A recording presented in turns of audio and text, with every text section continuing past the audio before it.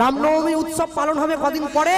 যারা প্রকৃত সনাতন ধর্মের মানুষ, সনাতনী রক্ত যাদের অন্তরে আছে, শ্রী রামকে যারা ভগবান বলে মনে করে, তাদের অন্তরে আনন্দের দোল লাগবে কদিন পরে। মনে রাখবে, জগতে ভারতবর্ষের মাটিতে দাঁড়িয়ে ইংরেজ যখন ভারত থেকে চলে যায়, শুধু সোনা নিয়ে গেছে 800 জাহাজ। ইতিহাস সাক্ষী আছে, 800 জাহাজ সোনা নিয়ে চলে গেছে। তারপরেও আমরা বেঁচে আছি, আমাদের সংস্কার আমাদের বাঁচিয়ে রেখেছে। এখনো পর্যন্ত কোর্টে গিয়ে, আদালতে গিয়ে লাল কাপড়ে মোড়া বইতে হাত দিয়ে আমরা বলি, যাহা বলিব সত্য বলিব, সত্য ছাড়া মিথ্যা বলিব না। ওই লাল কাপড়ে মোড়া বইটাতে কি আছে? কোরআন না বাইবেল না শ্রীমদ্ ভগবত গীতা।